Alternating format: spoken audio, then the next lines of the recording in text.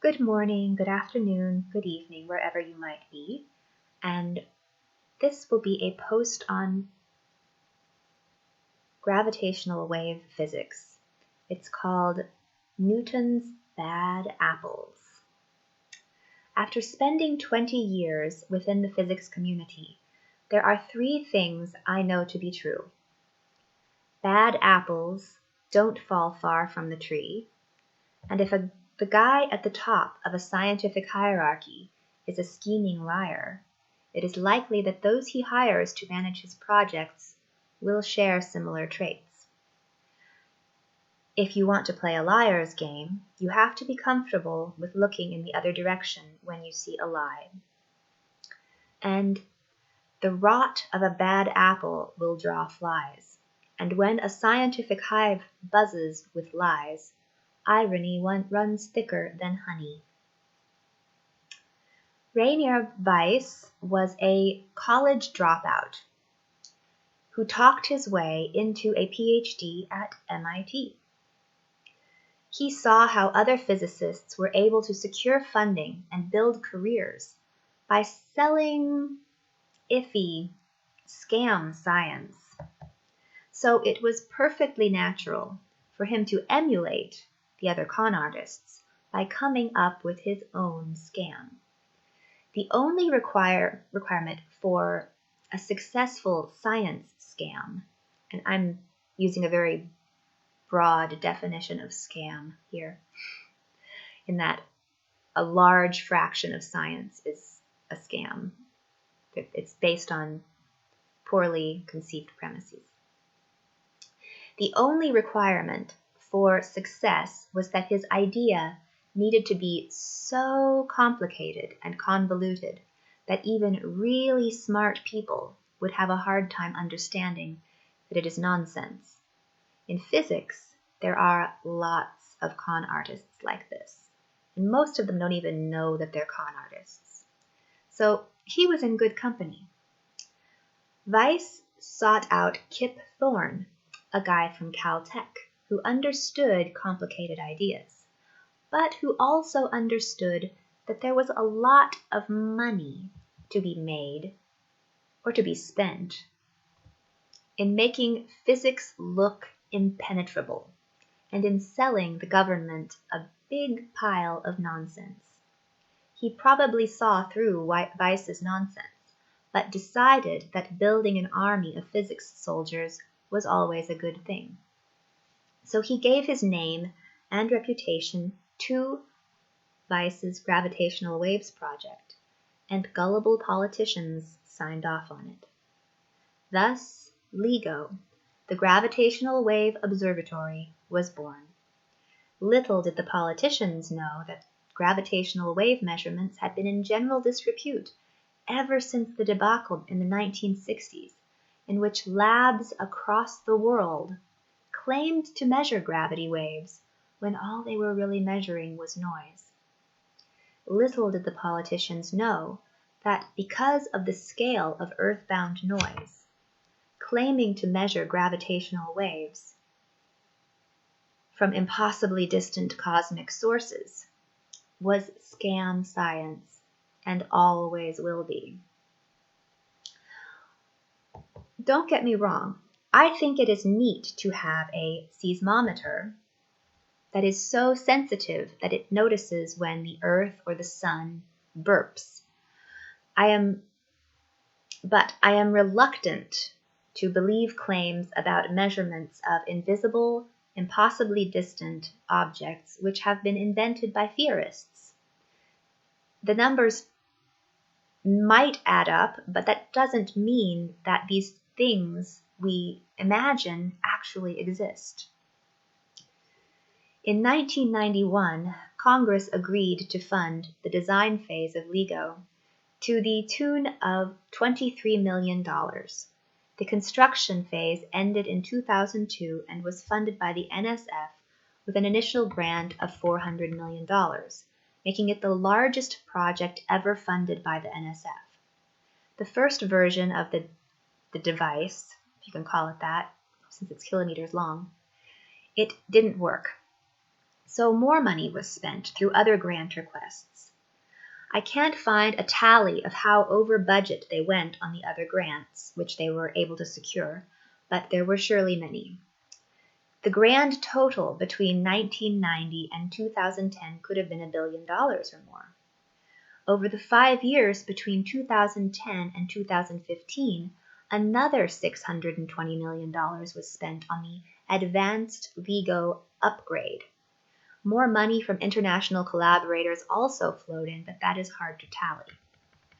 Some first results were announced with great fanfare starting in 2017, and the LIGO collaboration plans to continue spending money on LIGO until it reaches its design sensitivity in 2021. More billion-dollar facilities are planned in India and Europe. This is big business, and leading such a business pays off. After announcing first results, the project leaders collected millions of dollars in prize money. Taken all together, you have a $2 billion project which has supported a couple thousand professors, students, and scientific equipment manufacturers since the 1990s. On average, this might be something like $35,000 per year per person, unevenly distributed. I find this appalling not because I hate scientists, but because I don't believe in their interpretation of their experiment, and I think that the educations the people in this project got about how science should be done, well, I think the educations were very bad. I think they would have been better off paying 2,000 people to just think about things carefully for 30 years, rather than organizing them into an anthill that builds nonsense.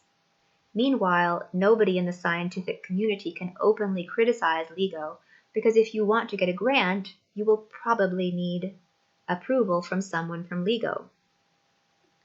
With all of this influence and money to spend, Rainer Weiss would recruit his science soldiers from MIT, and Kip Thorne would recruit his army of science soldiers from Caltech. But who were these soldiers? They were smart enough to gain admittance to top universities. They were good at jumping through academic hoops, and good at internalizing the self-contradictions of modern physics. But what sort of people were they? Weiss hired a young man named Shoemaker, and like Weiss, Shoemaker was also a college flunk-out, so he felt a lot of loyalty to Weiss for helping him get back into the academic PhD racket. What could be better than a team composed of people who skipped college physics and only learned graduate-level physics?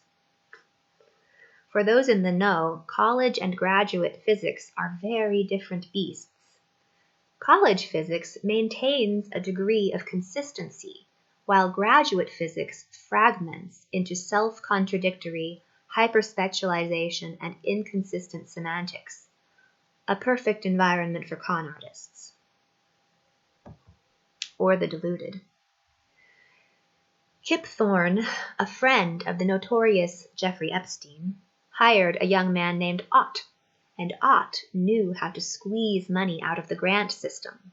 He was good at flattering those above him while stepping on those below him, and in the end, those he flattered helped him get tenure, even though he, a married man, was sexually harassing female students, behaving like an ass, and inventing fake female PhD candidates to increase his diversity score in grant applications. Ott, who was 34 at the time and married, appears to have become creepily and secretly obsessed with a woman named Kleiser, who was about 23, and who he barely knew.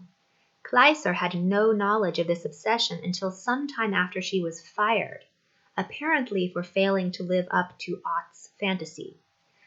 Kleiser was shown a blog where Ott pseudonymously published nearly 100 bizarre love poems.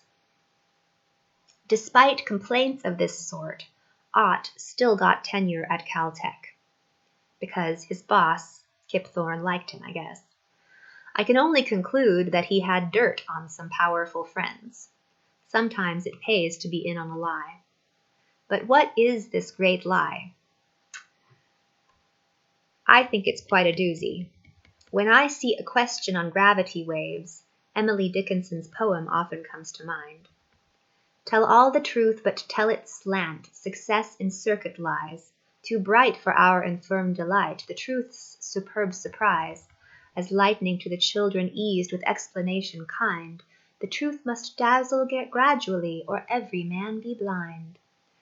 The reason for this is that everybody approaches the topic with a different angle, and it becomes very hard to figure out who is correct but speaking in an obscure language and who is incorrect but speaking in a popular language. When the Tower of Babel gets high, everyone starts speaking different languages. I'll try to use the most jargon-free language I can summon so that even non-physicists can understand what I see as a scam. So, a gravity wave or a gravitational wave, if you want to be a stickler for the difference between the two terms, a gravity wave is a change in gravity as a function of time and space. What is the effect of a change in gravity on mass? The amount of mass, and the answer is the amount of mass would change as a function of space and time. But if every mass in a system changes at precisely the same rate, no single mass would have any ability to detect any change, because a measurement of mass is relative. This is why LIGO is a scam. So another question, if that one doesn't connect to you.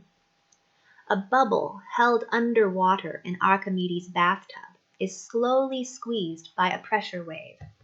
At the same time, short transverse waves reflect off of the compressed bubble and experience a slight phase shift as a result of the pressure wave.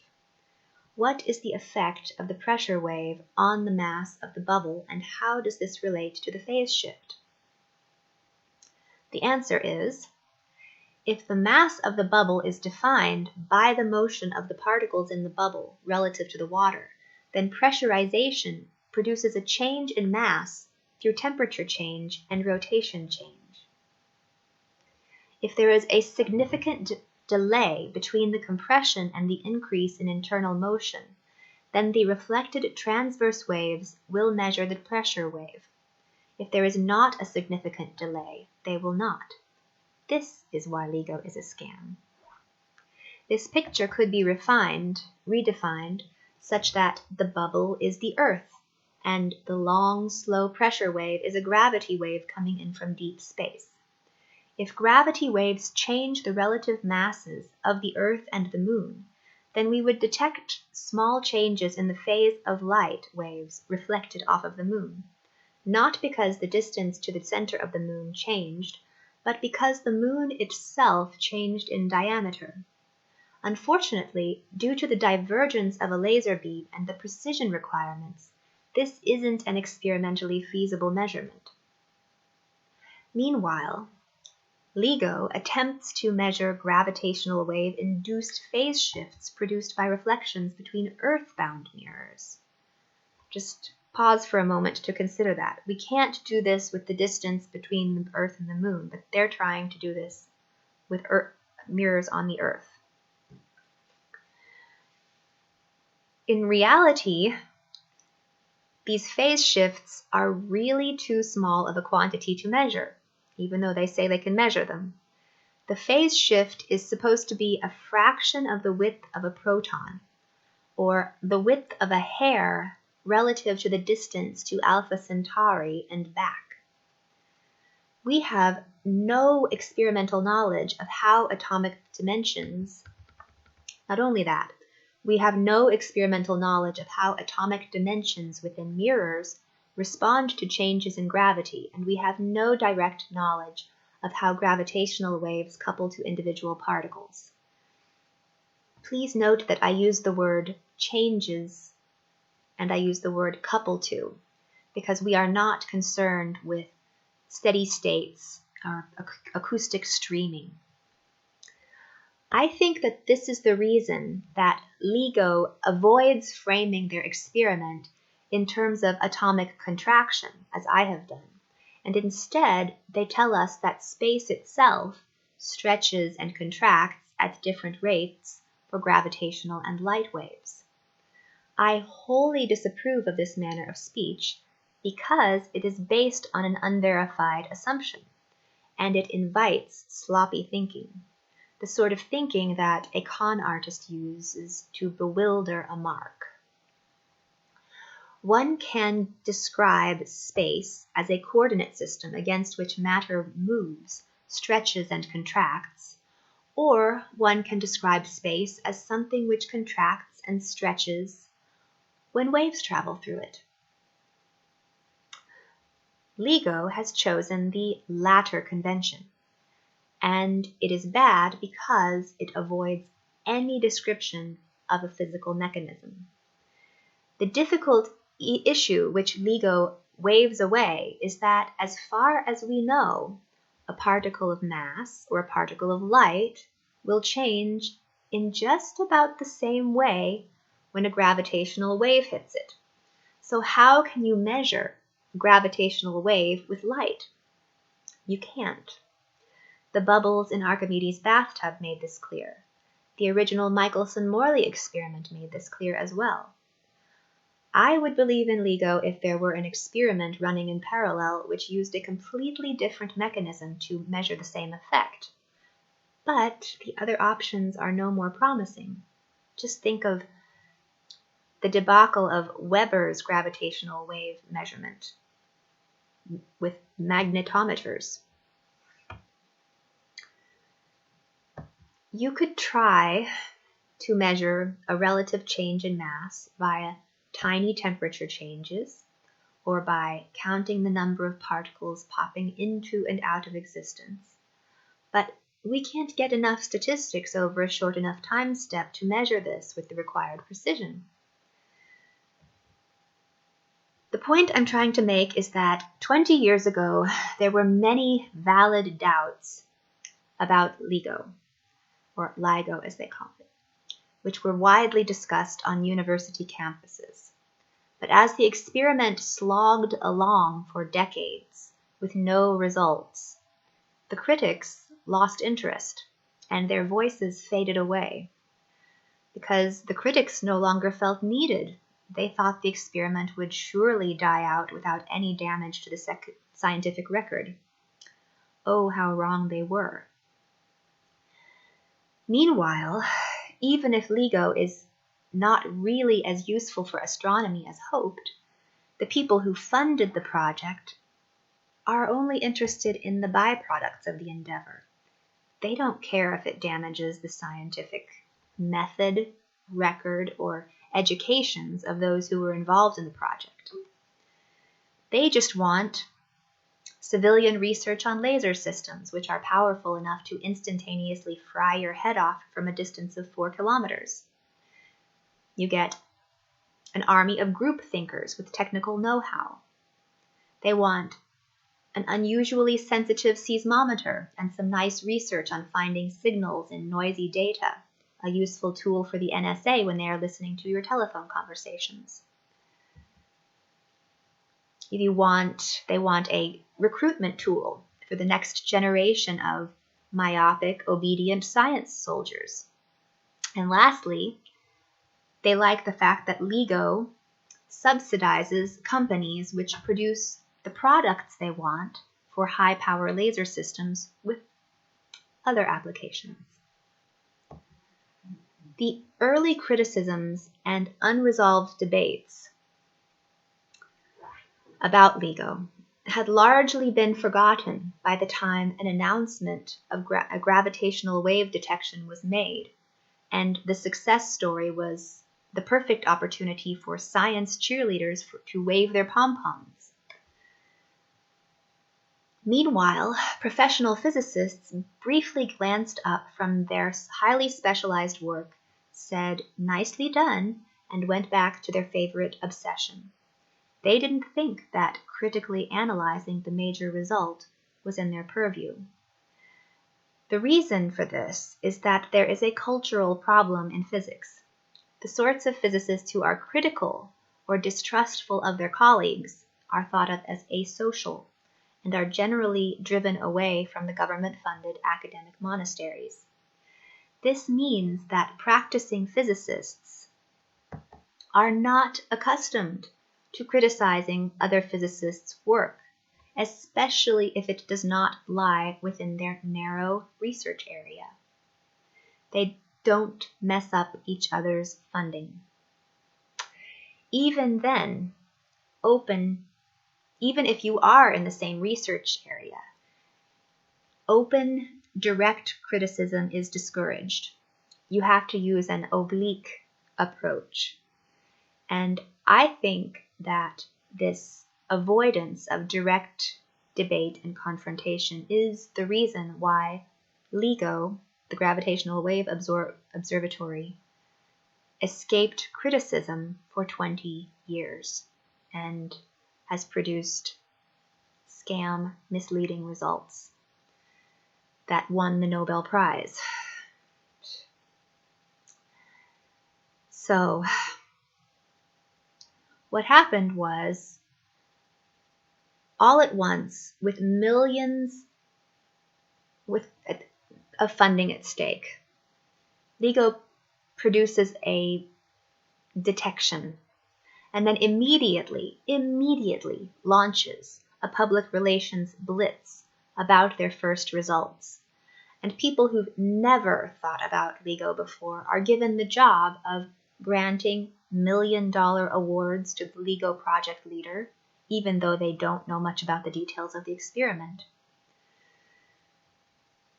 I don't think they are aware of the sorts of experts that drive that project forward. I have found videos on YouTube of their top experts sidestepping the basic mechanism of a Michelson interferometer with hand-waving about fresh light and musing about deep space cello music and hairs on black holes. They seem like they've got their heads in the clouds. When space stretches due to a gravitational wave, the wavelength of light stretches as well. So you can't measure gravitational waves with light. It's the end of the story. The experiment shouldn't work for the same reason that the original Michelson-Morley experiment didn't show evidence of luminiferous ether. You can't measure a tiny fraction of the width of a proton, no matter how hard you try. You can't measure changes in the distance between the Earth and Alpha Centauri with an accuracy of the width of a hair. That is one criticism of the experimental design, but there are others. Respected researchers from Niels Bohr Institute have questioned LIGO's data analysis methods and shown that local sources of noise could have easily looked like what they claimed could only be caused by black hole mergers in distant galaxies. What surprises me is what the LIGO data really looks like without their extra processing methods. If you just use a whitening filter and a Fourier transform on it, there is no clear ring down. And if you look closely at what LIGO did, they filtered out what they wanted to see and then fit a curve to it by hand. That's not the scientific method I learned.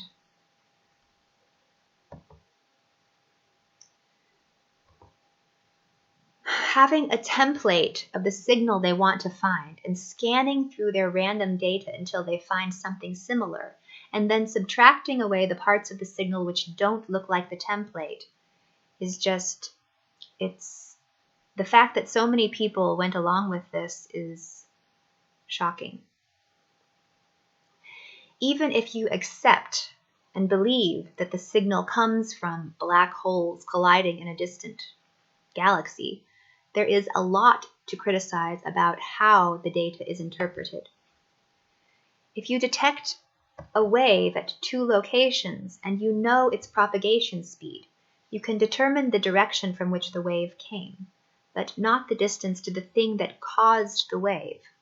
LIGO claims that they can determine the size of the objects which created the wave they detected based on the frequency of the wave.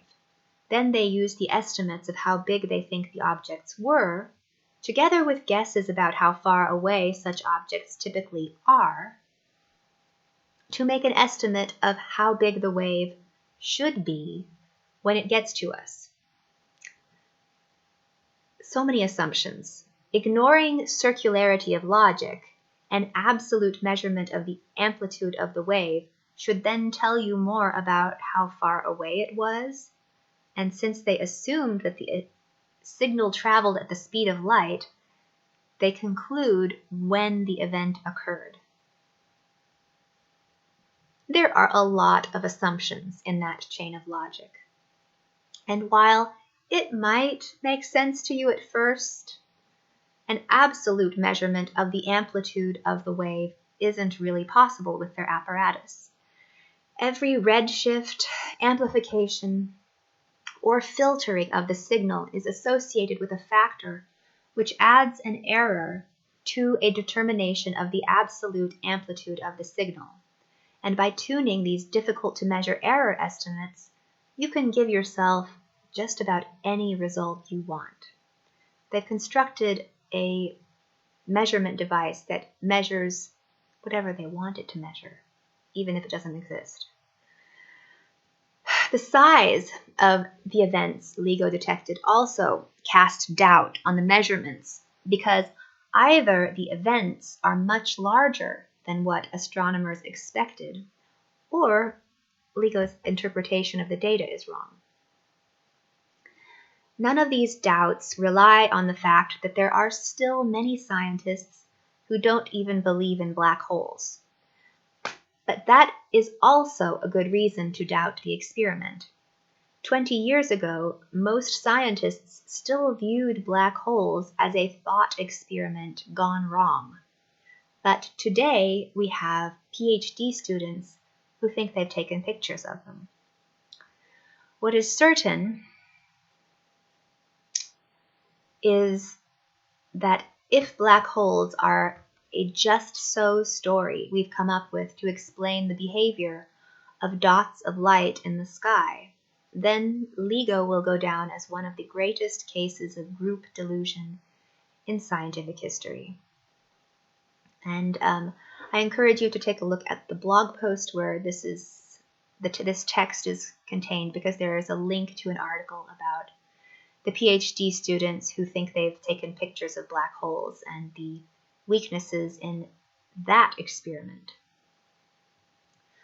So, just because general relativity suggests that a certain type of object might exist, that doesn't mean that it does exist, especially since general relativity is so bad at predicting or describing the structure of galaxies or the structure of the universe.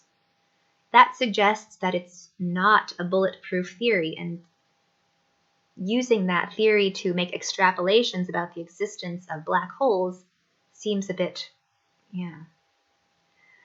silly.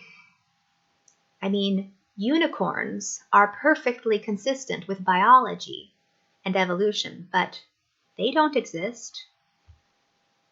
And if a biologist started saying, when unicorns collide in deep space and I can detect it through changes in pixie dust concentration, we would call that person crazy, yet nobody does this about what LIGO is doing. Most people are more charitable than that, and to them, the neutron star collision detection is LIGO's ace in the hole. They believe that they saw evidence of a collision between neutron stars when they saw bursts of light emerging from the same section of the sky from which all of the gravitational waves came. But there are good reasons to be skeptical there as well. This recent neutron star collision measurement, in which a gamma ray burst was measured at the same time that blips were detected at two sites in the US and at one site in Italy. 4 faint, noisy events occurred at the same time. What are the odds? Seriously, that is a very important question, since the first neutron star binary was presented in 1993, and until 2003, people thought that they would merge in our galaxy once every few hundred years. And nowadays, it is thought that mergers will happen once every 2 years. So, from this, I conclude that opinions about astronomy change very quickly, and basing our interpretation of measurement data on those opinions seems rather tenuous. When you look at the details of the LIGO neutron star merger event, you see lots of room for doubt. When your results suggest that the speed of light has been exceeded, that usually means that you have made an error in the interpretation or execution of your measurement. And this is yet another reason to believe that LIGO doesn't understand what they are measuring. It wasn't as though all 4 locations were independently looking at the sky and they all simultaneously saw something and simultaneously said, "Wow, I've got to call the other guys and find out if they all saw the same thing that I saw." It wasn't like that at all. There was a game of telephone in which one group found something and told the next group to double-check their data. And they did this all on down the line for 4 different labs. Then they all combined the delays between the blips that they found buried in noise and used that to triangulate a patch of space in the sky, which was several times larger than the moon. And after that, every telescope on Earth was searching for something odd happening in that section of the sky. Did they find something? Sure they did. A faint, weird thing that everybody started studying all at once. And if you look at the data, it's rather confusing that the timing of all of their different measurements doesn't line up. And I would expect that if it was all coming from one thing happening, that the timing would line up. In any case, the paper they ended up writing had 4,600 authors. That is roughly 1/3 of all astronomers in existence. And that is very odd.